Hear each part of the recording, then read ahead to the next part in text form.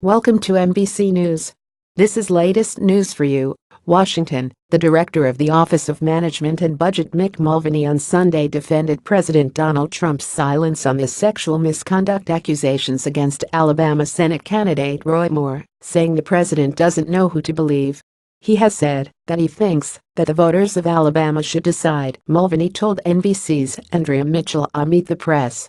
I think that's the most common-sense way to look at it. He doesn't know who to believe.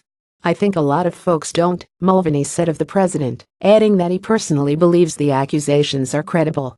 9 women have come forward with accusations against Moore, the Republican nominee and former Chief Justice of the Alabama Supreme Court, including one woman who said she was 14 when Moore initiated a sexual encounter with her when he was 32.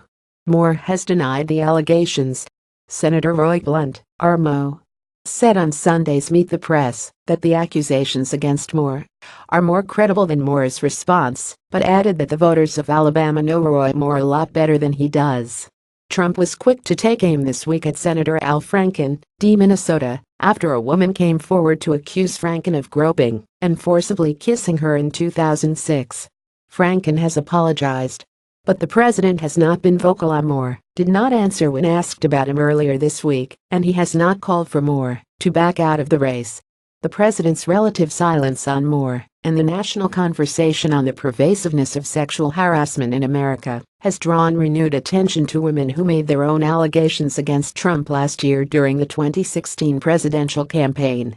More than a dozen women publicly came forward to accuse Trump of sexual misconduct, all stories Trump has denied. When asked about Trump's accusers, Blunt said, "Whatever they had to say, people heard that, and they elected President Trump president of the United States. At some point I think you ought to let the voters have a say here." The allegations bubbling up against lawmakers recently has ushered in a new focus on the role of sexual harassment in Congress, and both the House and the Senate have recently taken action to implement new mandatory anti-harassment training for members and staff. Many lawmakers on Capitol Hill are trying to take that action further. Representative Barbara Comstock, R. Virginia, told a story this week to the House Committee on House Administration that she heard secondhand about a Capitol Hill staffer who quit her job after a current member of Congress answered the door exposed himself to her. On Meet the Press, Comstock said she believes the women who have levied accusations against Moore, and she claimed she was the first female member of Congress to call on Moore to step aside. On that matter, Al Franken can go out the door with him, she added.